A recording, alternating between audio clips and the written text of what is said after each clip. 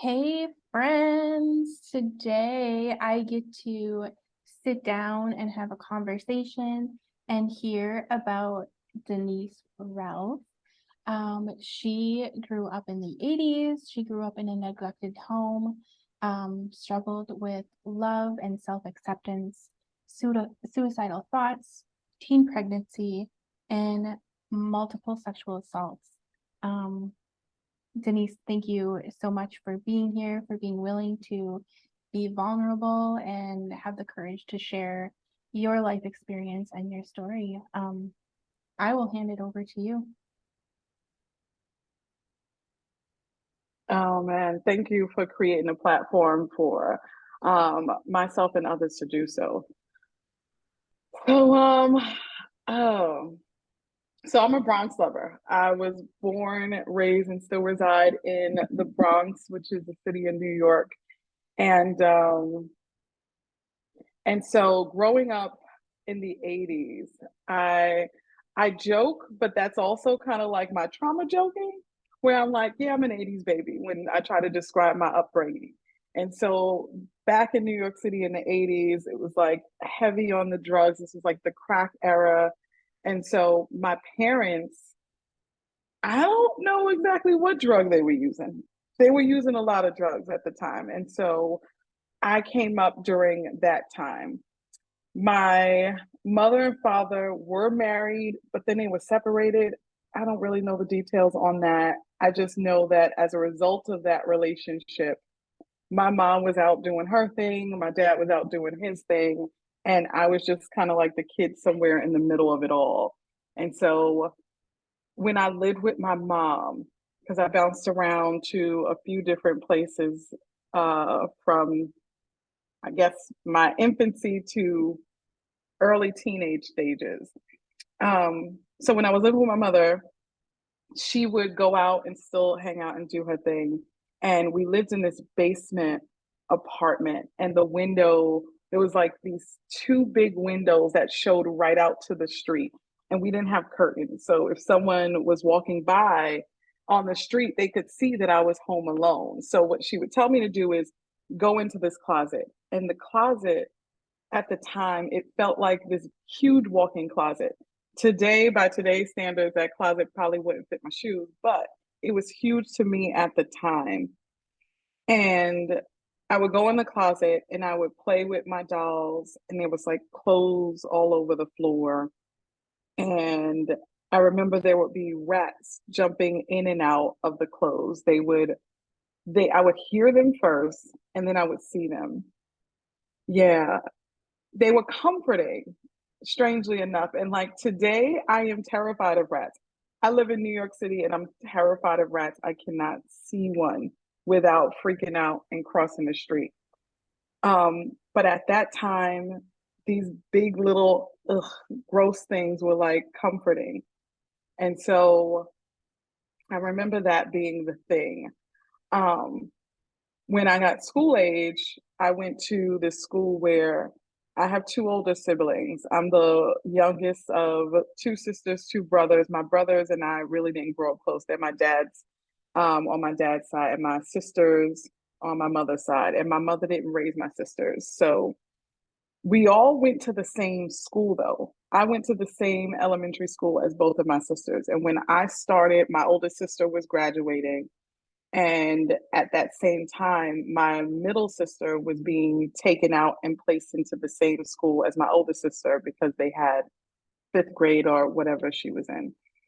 Um, so we were there for maybe a few months together, but no one really seemed to know that we were siblings. We all had the same last name, and like my last name is weird. So it's just, why wouldn't you draw the dots? I don't know. But when my siblings would get picked up from school, I would still be there.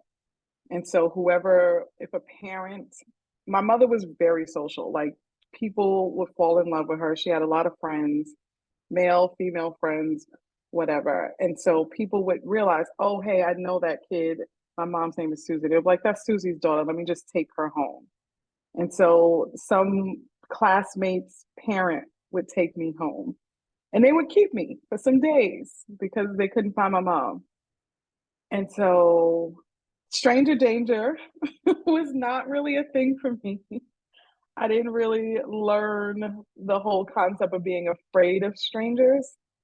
And I'm actually grateful for that experience because I think it helped me to become open to a lot of people and different cultures and religions very, very early on because there were different races and religions of people who would take me home and just have me in their care, and I'm wearing different clothes from their kids. I remember one teacher, um, she was, I didn't, this was before I understood history like that. She was from the Soviet Union and she had brought me to her house for a few days, and had to buy me clothes. And she was saying, she never had a kid, and if she had a kid, she would want a daughter. So I remember she bought me toys and clothes, and I got to pick out the things that I wanted that I knew my mom wouldn't have gotten me. And so that was exciting. But I remember just having like different talks with people about their faith and learning different things. And I was confused. Like, I can't really think of anything that stuck, but it opened me up to understanding the differences in how we live. And I ate a lot of different foods, and I wasn't scared of strangers because they took care of me. Now, my trust issues came with family. It was around family where I didn't feel safe and secure. I actually felt more open with strangers because they were kinder. Um, and so I had this thing where my mother, I knew she was popular. And so I wanted her to like me.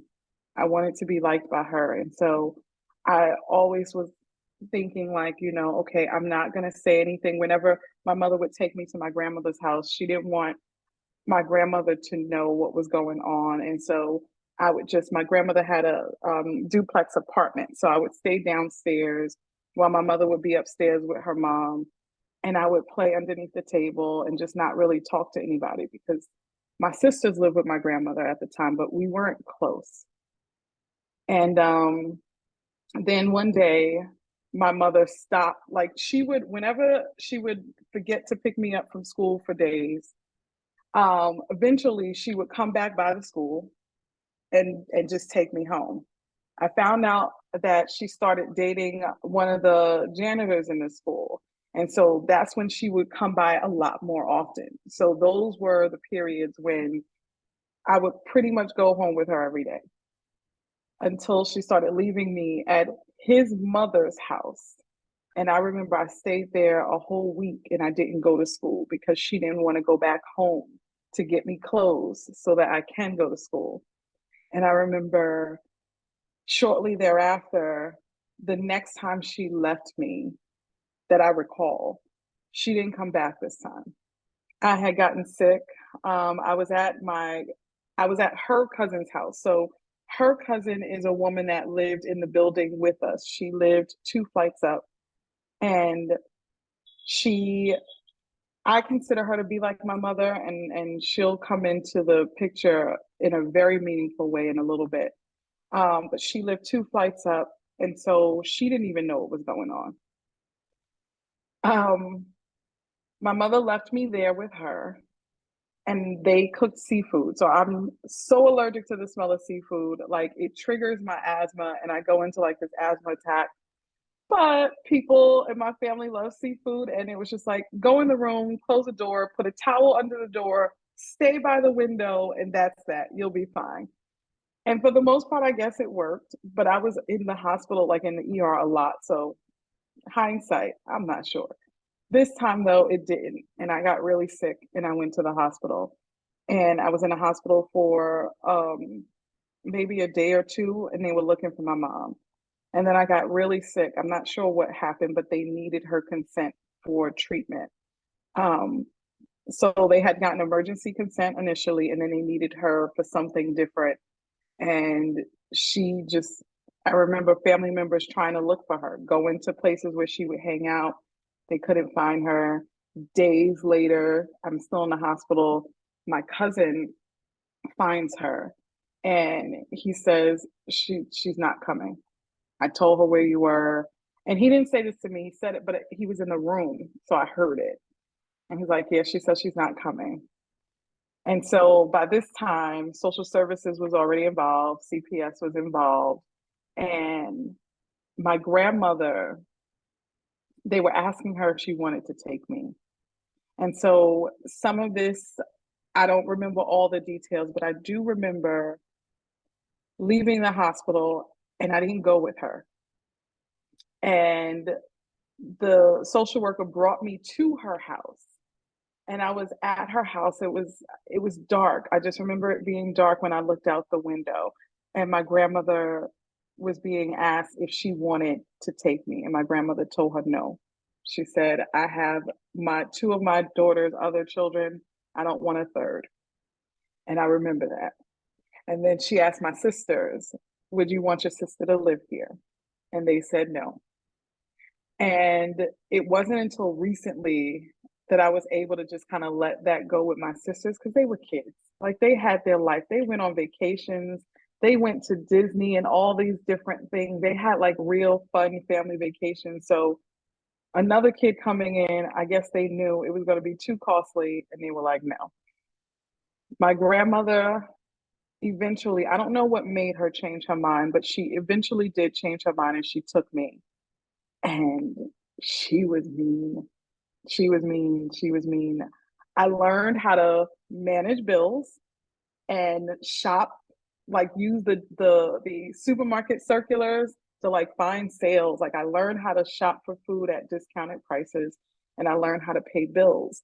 She was really, really good at making sure that I knew that, but not for the purposes of teaching me, more so because I was doing it for her. And that's how I learned. And so I picked up indirectly that that was important. Make sure your bills are paid and know how to buy food so you don't starve. So for that, I will forever be grateful. But in terms of love and support and I struggled with that. She was very, very mean. She would curse me out all the time. When I got my period, she told me that I wanted this to happen because I was trying to get pregnant. When I needed my first bra, she told me that I was letting boys play with me. Then she would say, I'm trying to get raped. She's like, you want to get raped. I didn't even really hang out. I didn't have permission. She was really strict in that way. So if I did get to play out in the backyard, because the building was like this really close knit building, and so they had this backyard where kids would go play. The only time I got to go out there was if my middle sister was going out there and wanted to bring me with her. And so I had a cousin on my father's side of the family who I was really close with. And he was a man, so a boy, and my grandmother would say, you always want to go over there because you want to play with that boy. You're trying to get raped. And I just couldn't understand. It hurt so bad and it was so scary to hear because at that point, the part that I skipped over is that my grandmother, she was religious. She believes in God. And so she would send me to church every Sunday. And then on Saturday, like I joined the choir just to find a way to get out the house. And I made friends there. So I stayed involved in the church because I realized if I'm doing something for the church, I get to get out the house and away from her. She didn't go to church. She sent us. And Saturdays was like my day also because my sisters didn't want to do anything in the church. So they didn't go on Saturdays. It was just me. And I couldn't wrap my head around how someone could be a believer in God and then tell a kid that they are going to get raped. So in my mind, I took that as God told her this is what's going to happen to me. So I don't know why, but I guess this is what's going to happen to me. Yeah. So and the so I there was a cousin I had.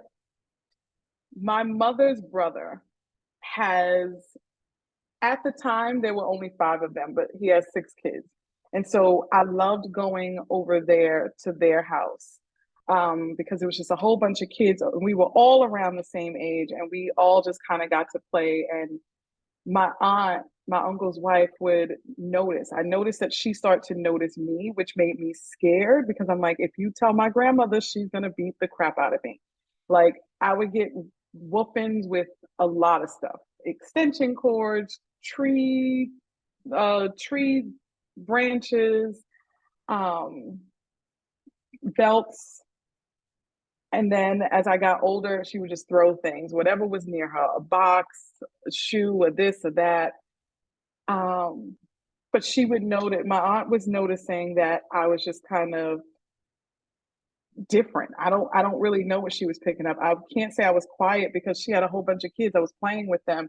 But oh, it was, she would ask me if I wanted things, and I would always say no because my grandma was always like, don't go over places and making people think that you don't have stuff or that you're needy and this and that. So I would always say no. And it's like typical things that kids would want to do. And it's just like, we'll go to the store and I'm standing by her and it's like, my kids are running through the store picking up everything. What are you doing? Go get something. And I was real timid around those things. Even as now we're talking about, I'm about 12, 13, 14 during this period. And so I stayed with my grandmother until I was 16.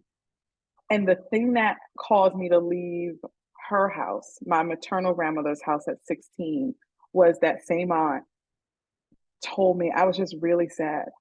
I was just really, really, really sad. And she's like, you don't need to stay there and put up with that. And she's like, listen, if you want, I know your grandmother's going to be mad at me and she's going to lose it, but say the word. And I knew my grandmother would lose it on her. So I was like, no, I'm not going to put you in that. I was like, no, I'm okay.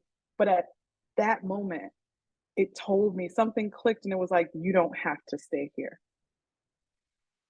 So I called my dad's mom and I asked her if I can come stay with her.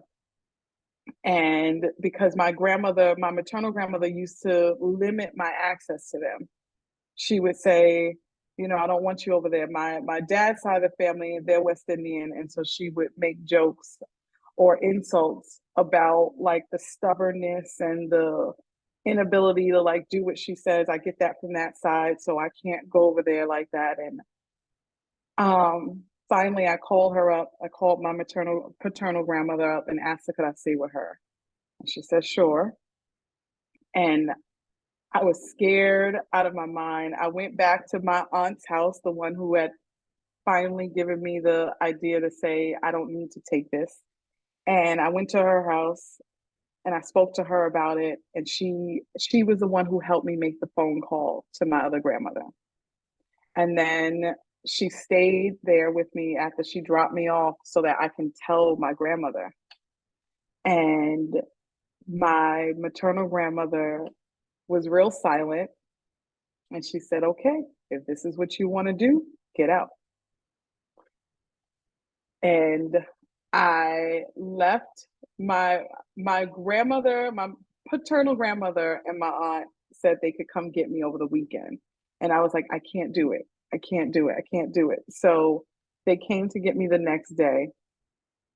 And that's when I got a little bit of freedom to hang out, right? I was at this time, I'm 16.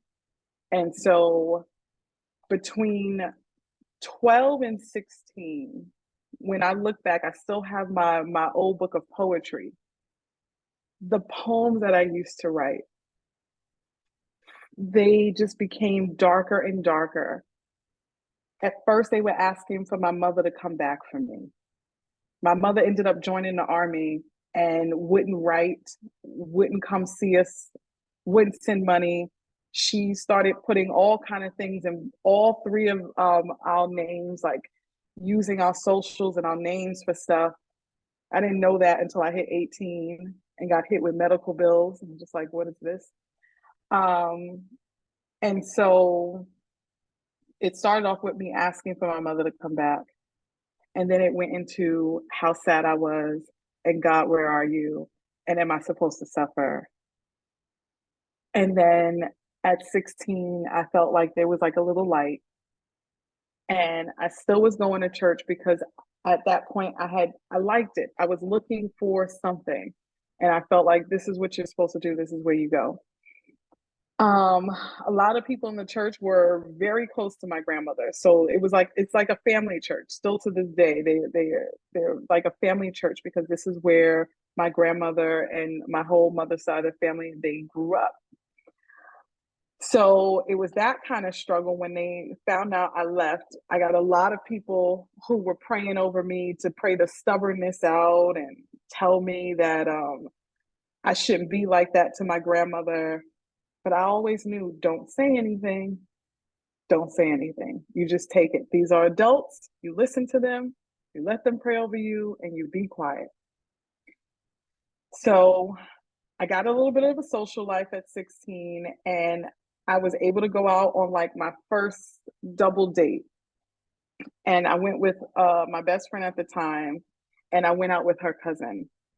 And we go, we end up going to the movies. And when we were done, we went to this building to get a view of the moon. I always liked nature, just moon, the sun, trees, all that. I love it. And so he's like, do you want to see the moon from up on the roof? So we go up to the roof of the building. And at 16, I'm sitting there with this boy and he's getting handsy. Like he's starting to feel all on me. And I'm just like, no, no, no, no. I don't want that. I'm okay. So he goes under my shirt. He's like, no, it's okay. So he's kissing on my neck. He goes under my shirt. He's like, it's okay. It's okay. And I'm like, no, I don't want to do anything. I haven't done anything and I don't want to start now. And so he goes in my bra and he starts feeling on my boob. And I'm just like, this doesn't feel good. And I start crying. And so he stops and he's like, oh, I didn't do anything. And this I didn't do anything became the thing that I would hear. And he's like, I didn't do anything. I didn't do anything. And then that was the first time that I realized my grandmother said it. My grandmother said it. I want to get raped. So he knew it. And this is why it happened. But thankfully, he didn't rape me. So it felt unsettled. It felt like it was my fault. It felt like I called it in. And there was this need to help him feel okay because I thought, okay, well, this is what I did this. So now I want him to be okay. And I was like, no, you didn't do anything. I just want to go. So I didn't want to be around him anymore. I didn't want him to walk me anywhere. So we just kind of split ways. He walked behind me for a while to make sure I got to where I was going safe. And that was like freaking me out. But that was 16. Then at 17, I start drinking a lot because around between this time from 16 is when I start thinking about like, I'm like, I can't do this. I don't want to live. Like, life is so heavy. And if this is where I'm at today, like, I saw nothing good. I saw nothing good. I couldn't even imagine. I was smart. My grades were A1 because my grandmother put that pressure. So that's another gift. I excelled in school, but it was just too heavy. I'm like, I'm going to church. God is not helping me. This is what my grandmother sees from my life. When I left her house, she said, you're going to be pregnant. You're not going to graduate. You're going to get raped. So I'm like, I don't want to live. So I was struggling because I was told that, if you kill yourself, you're going to go to hell. So I couldn't kill myself because I didn't want to go to hell and suffer. So I started drinking like crazy. I'm like, listen, something's going to take me out. Something. Reckless behavior I was like, if I'm reckless because of alcohol, technically I didn't kill myself. It was an accident. This is where my mindset was. And so 17, I go out to the same aunt's house. She's moved to Jersey now. So I'm out in Jersey and it's like a suburb town. This is my first time just kind of like hanging out in the suburbs. And so we did different things. Like we hung out near cemeteries. Like we would just kind of get bottles and just like walk along the cemetery and like talk shit and hang out and whatnot. And so that was fun. it's like enjoying the night air, just being teenagers. And my cousin, who was into a lot of my older cousin, she was into a lot of stuff. She was taking drugs at the time. And I was like, I'm not going to do any drugs. I don't want to do that. Because I was so afraid that I would fail in school. I'm like, listen, alcohol, I'll do one quick wetness thing. Drugs, in my mind, I was like, I'm going to be screwed mentally. So I didn't use any drugs with her, but she had asked me to come with her to her boyfriend's house. And she's like, oh, my boyfriend has this cute friend. And I saw him. And so we go to his house, her boyfriend's house. And what I didn't know at the time was that my cousin told the boy that I would give him some. She told a friend that I would give him some. I was still a virgin. So when we get there, it's night, the house is completely dark. And the guy is like, listen, we got to be quiet because my grandmother doesn't feel well and she's in the room asleep. So don't make a noise. So my cousin and her boyfriend go into one room and me and the guy in the living room. And now I'm uncomfortable because I'm stuck in a room with a guy and all we were doing was drinking. And I'm like, no, no, no, no. I prided myself in being 17 and still a virgin. I was like, no. So I asked him where the bathroom is. He tells me where it is. It's super dark. I can't find the light or where he's pointing. So he gets up to show me. And I remember I kept telling him, don't show me, just tell me, because it just didn't feel right. He shows me, he gets up, shows me, comes into the bathroom, turns on the light. I stand outside the bathroom. He's like, come in. You said you had to go. And I was like, yeah, I need you to come out.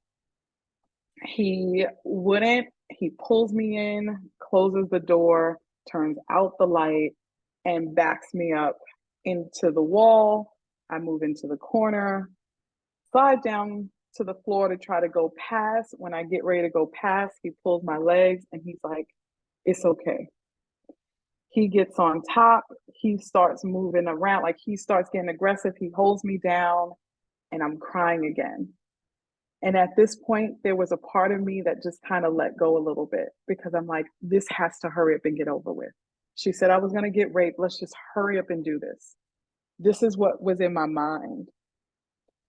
And he's going in my pants. And now I'm conflicted. I remember being conflicted because it's like, if I let him do it, is it sex or is it rape? I didn't know. And so I try to keep doing the fight, but he's like, don't wake my grandmother. She's sick. She's not feeling well. She's going to be upset. The caretaker clicks in. I can't be loud, but I gotta like push back. So I try to close my legs as tight as I could. He gets in and he pushes himself inside. And I, I was like, okay. I just remember saying, okay, not to him, not out loud, but it was almost like this surrender, like, that's it, it's happening. And I'm shaking and crying. And that was the thing that got him to stop.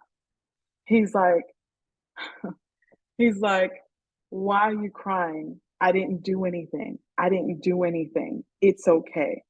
And I'm just like, the second guy is telling me that they didn't do anything. I'm so confused. Now I'm just all over the place with, and this time because he got in, I couldn't figure out, was this the rape? Did it happen? Am I done? Because I just felt like it was this curse that had to hurry up and pass and then I'd be done. And I'm like, I don't know. Am I done? Did he do it? He leaves the bathroom. I stay in there for a little while longer with the lights out, just trying to figure out, did it happen or not? And then we leave. At that point, I start drinking even more. And now I'm going to school and I'm drinking in school. And at the time, there was like Alizé was popular and it looked like Sunny Delight. So I would switch out Sunny Delight for Alizé and just sit in the back of the classroom drinking. I remember I was in science class and we were doing some kind of experiment and I almost burned the science lab down. And I was like, that's when I realized if I die, I want to easy death. I don't want any scars on me because I don't want to look at my stupidity. So I just started thinking, I was like, I'm going to go. I started hanging out even more. I'm drinking even more, but nothing was happening to me. I wasn't getting into fights. I wasn't getting into running into sketchy people. Nothing was happening to me. And I'm just like, well, what the hell am I doing wrong?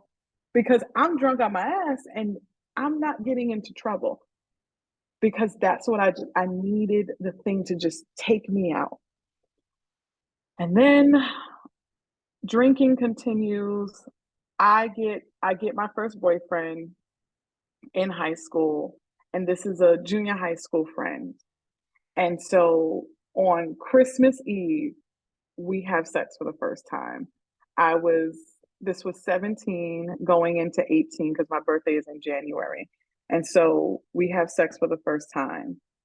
And we used a condom all the times that we had sex. But one day in April, I'm 18. This is my senior year. I go to the doctor, and the doctor's like, well, close the door and come in. And I'm like, this is weird. And he's like, did you know you were pregnant? I'm like, fucking shit. I was like, no, I didn't know I was pregnant. Why would I want to be pregnant? And I just remember I was so pissed because the rape and now the pregnancy, that's all I heard was my grandmother in the moment. Nothing else registered, nothing else. And so I leave and I call the cousin, my mother's cousin, who I said is like a lifeline to me. And I'm just like, this is miserable. This was one of the first times that I told her that I wanted to kill myself. And she prayed with me and told me that I was valuable and that my grandmother, I didn't tell all the details of why though. So I didn't tell her that my grandmother wished rape on me at that time. And she's telling me I'm valuable. And I'm like, I'm not keeping this baby. I'm like, I don't know what to do. I don't want to have an abortion because I don't want to take the life. But like, I was so confused on what to do. And so I spoke to my boyfriend at the time, and he's like, well, whatever you want to do.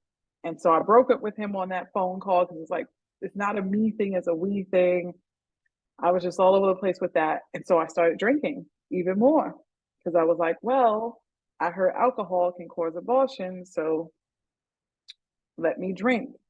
And I drank so much. Between that, trying to have something happen to me, and then also like have a miscarriage, I was just like all over the place. Now, during the same time, my paternal grandmother, who I used to live with, right before my birthday, right before my 18th birthday, so that Christmas that I gave up my virginity, I had my own apartment by then because a week or two before my grandmother left. And she's like, listen, you work and you go to school and you're not here enough. So my daughter is placing me in a nursing home. I'm like, well, I'm 17. I'm confused. And my aunt tells me, she's like, well, you have a job. I worked at McDonald's. She's like, you have a job. Do what she was like, what do you want to do? Do you want to pay the rent or do you want to pay the phone and the cable? And the rent at the time was 164.10 because we lived in the projects. Like I remember that number. And I said, okay, I'll pay the rent. So I had my own apartment at 17 in high school. And I learned to forge my grandmother's signature because I already knew you don't tell people stuff. So I was going to school. I went to school because I did care about my grades. But I also wasn't, I just had like this really, really bad attitude. I wanted to argue everything. And so I always wanted to be right. So I was constantly, if they would tell me to go to class, I'm like, no, I do better academically in the hallway, prove it, do this, do that. So no one pushed back on me enough or asked too many questions because I was annoying to deal with. It was going to be some kind of back and forth, and I knew it. That was also part of the strategy at the time. And I beefed that up OD when My grandmother left because I was like, I don't need anybody to know that I'm by myself because I'm not going into anybody's system. So I forged her signatures on whatever needed signature forging. My college applications, I forged her signature on all of those. When they were asking like income questions, I would go to the nursing home and I would tell her, like, just tell me what numbers to put here. Um, and that's how I was able to like submit stuff for colleges. I had gotten into a school in Connecticut that I wanted to go to, and I had a partial scholarship. And I just remember thinking, if I don't die, then I want to get away from New York. I gotta get out of here. Just a whole new change of scenery would be like my new fresh start. And I didn't know how I was going to afford it. So I didn't go. I lost the partial scholarship because, well, I didn't take those. I didn't go to school, so didn't get any of that. And so I went to a city college, and well, I ended up applying for a city college, and that was one of the ones that I wanted to get into. So I got that. But at this point now, I know what school I'm going to, but I also know I'm pregnant and this baby won't go away. I'm I'm like, I'm stuck here. So now I feel like everything my grandmother said was supposed to happen. And that's why I was stuck in New York. That's why I couldn't figure out how to get to Connecticut. And so I graduate, um, I graduate still pregnant. And then finally I decide I go to the doctor and get a sonogram, and they're like, it's two babies. And I'm just like, yo, it gets worse and worse. And at that point, I'm like, I can't do it. So I go to have the abortion, and I schedule it. I have the abortion. And now I'm thinking, you got a fresh start. You get to, this is when I start to like learn about positive self talk, I guess. I'm like, you get to say what happens to your life. Now, from 17, I'm already 18. I have not had an encounter with anybody sexually violating me again. So I thought there might be a glimmer of hope that what my grandmother said wasn't true. Because I'm like, I don't have the babies. The rape didn't happen all the way. I graduated high school, maybe, but I still was drinking. I still was depressed. I still didn't want to live. So then I started going out and partying like hard. Now I'm out of school. I got my own place. I'm partying hard and I'm drinking like nonstop. And I'm in Brooklyn at this party. And these parties were always like in sketchy locations that I was going to. And this guy, I meet this guy there, and this is the day before my birthday. So it's January, no, it was 2 days. It was January 23rd when I met him. And he's like, well, I want to take you out. I want to take you out tomorrow. Day before my birthday, I agree. And I meet him in Brooklyn for us to go out. And now it's like late. We were supposed to meet up earlier, but now it's like almost 11 o'clock that night. So we're an hour away from my birthday. And he tells me, we're going to go to this spot over here. I knew it was open late, so I believed him. And he's like, come with me to my house first. I forgot this. I need to do this. It sounds believable. I go with him to his house. There's a bunch of people in the house. There's kids, there's mothers. I'm like, oh, okay, this is fine. I sit down on the couch and he kind of gives a look and they all leave. They all go to the back of the house. And so it's dark. There's no lights on. He was like, listen, I'm going to be right back. He comes back. I'm watching something. Like I'm stuck on whatever was on TV. I'm watching it. And he's like, well, we can leave after that. Sex in the City actually was on. And so he's like, it's almost over. We can leave after that. So I thought, okay. He starts kissing on me, gets on top of me. We're sitting on the couch, pushes me back. And he's like, let me hold you while we watch the rest of this. I let him hold me. And he starts feeling on me, goes in my pants. I'm telling him no. And then I realized there's kids there. I remember the kids, and I'm like, there's kids back here. They'll hear me. So stop. And so he covers my mouth. I bite his hand. I'm thinking if you bite somebody's finger, they're going to let go. He just repositions his hand. It never registered to me that that would happen. So now I'm just like, okay, what do I do? Again, I start crying because that's when it clicks. It's not over. It's not over. I thought I was free. At this point, I'm 19. I'm 19. I made it a whole year. Nothing. Almost 2 years. Nothing. And so he rapes me. He gets on top and he was strong. I tried to lock my legs. I'm pushing. I'm using my elbows. I'm using my knees. He pushes through. He gets in. And at this point now, I'm laying there and I just close my eyes and I'm like, yo, please just let this be over. Please just let this be over. And it's done. The fucking saying comes up again. And he was like, you good? You good? I didn't hurt you. You're okay. You're okay. And I'm like, you didn't hurt me. I'm okay. And I'm like, it's late. I just want to go home. And I remember I had to take the train back, and it's after midnight. It's my birthday, and I am crying because I'm like, this is what it feels like. Like what she finally said, like what she said finally happened, and this is what it feels like. And so from that point, I'm like, I'm screwed. Like my life is just fucked at this point because I'm like, she said nothing good was going to come to me.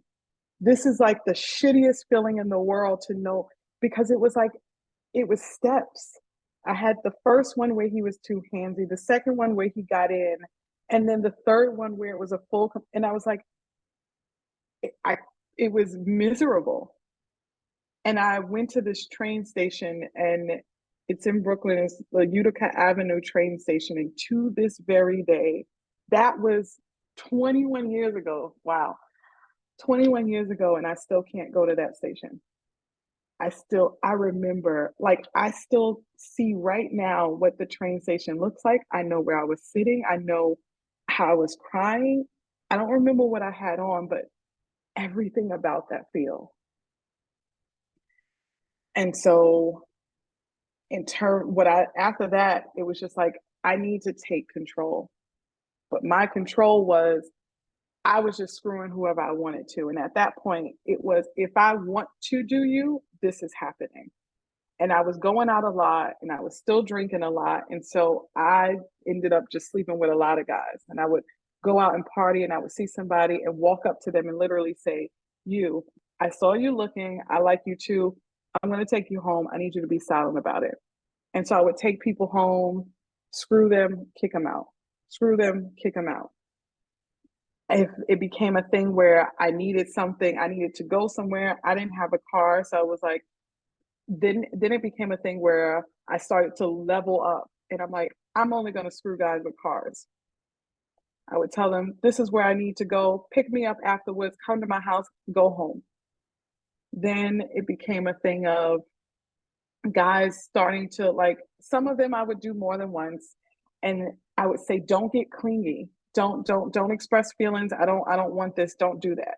And if they would, like, if they would want to see me, if they would start to ask to see me, I would cut them off because I felt like, and I would tell them, I was like, you screwed up the transaction.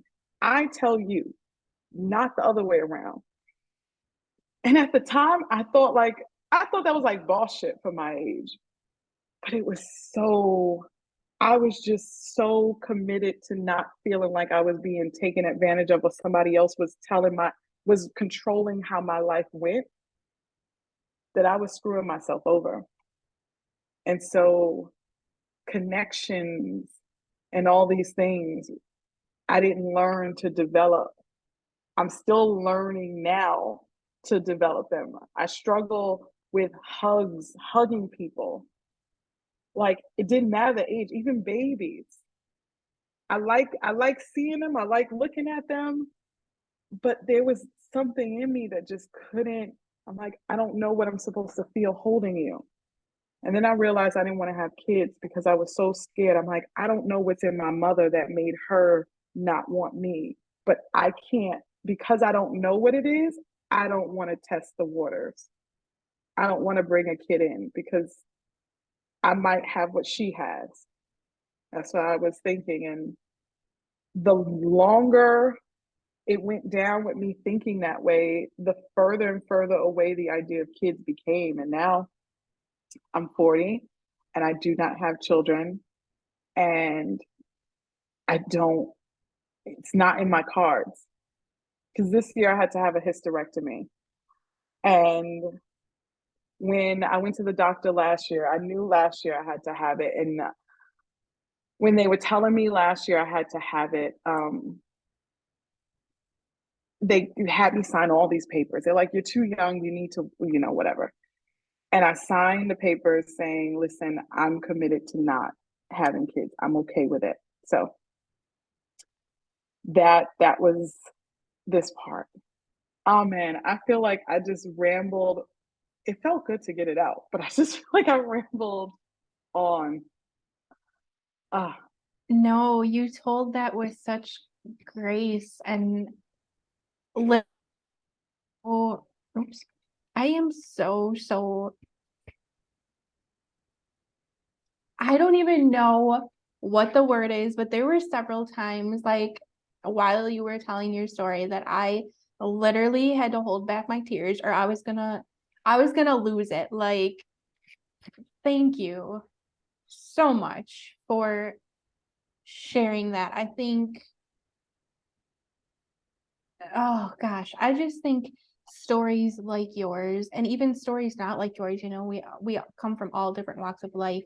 Um, the mhm. vulnerability and the courage in them, I think, is what needs to be shared more. I think that's how, I mean, we're all human. We all have experiences that are hard, and I think the more that we, I don't know, the more we hide them, the more disconnected from each other I think we become. Yeah, that is very, very true. That led into what I do now.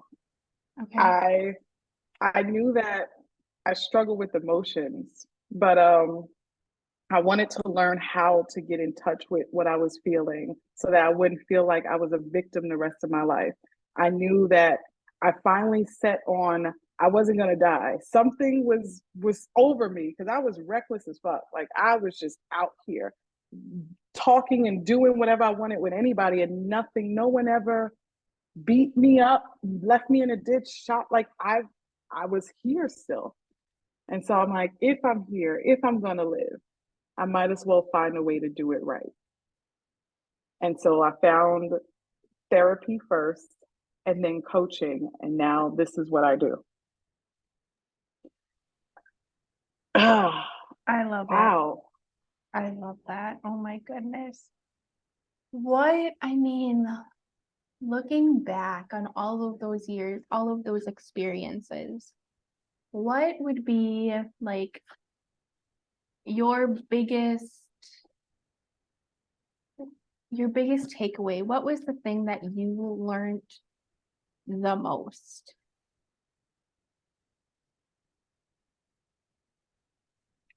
We can all write our own narratives. It is what you make it out to be in the end. Whatever happened to you did happen, and the impact that it has over you is yours. Hmm. You get to shift that. And that was one of the most powerful lessons that I ever learned. And it has me in a space where now I want to live. I love my life. And I love it not because I have all these great things, but I love it because I know where I was and I know how I see things now by flipping. I used to think it was me as the problem. I was bad. I was fucked up. I was like just doomed. And it's like, no, you went through this and it shaped you like X. And now you get to choose how you're going to use it to empower you. it's a freedom.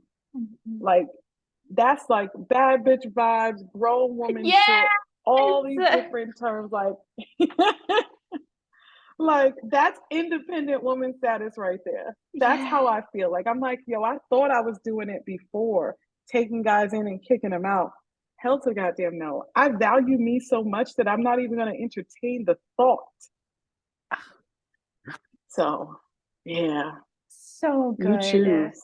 So good. You absolutely do. Oh my gosh. Um, you run a coaching practice now.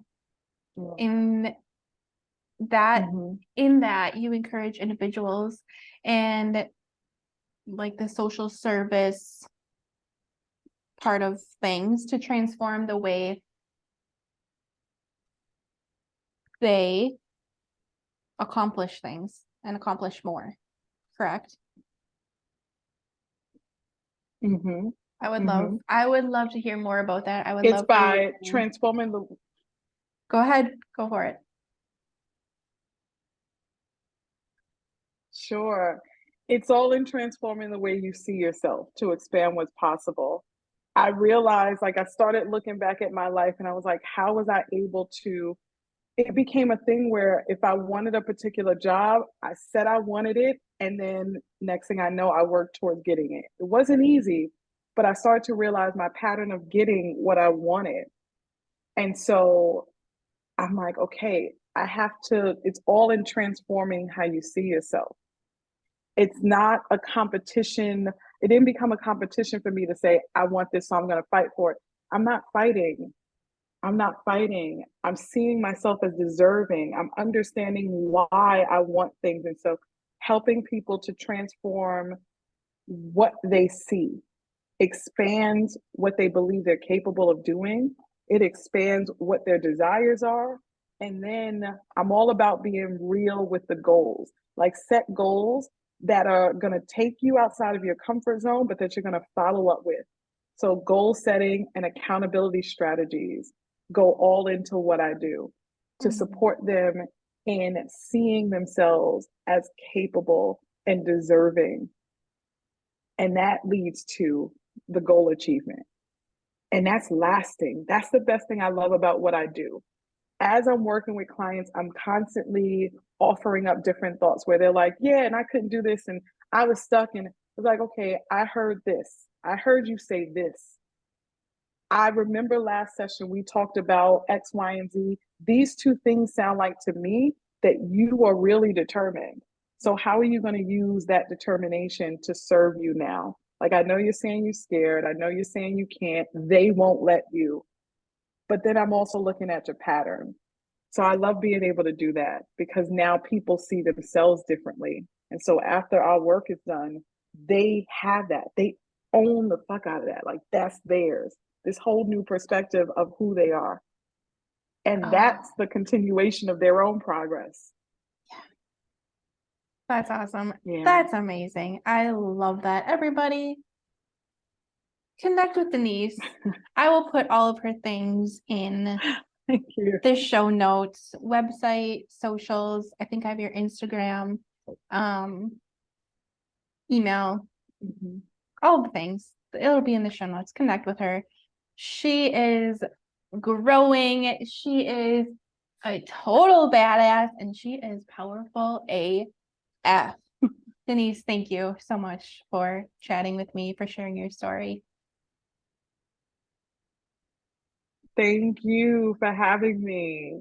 Totally. Take all the care to you and the guests. Like, I appreciate this so much. You Great are doing so what you're welcome. doing. Keep it up.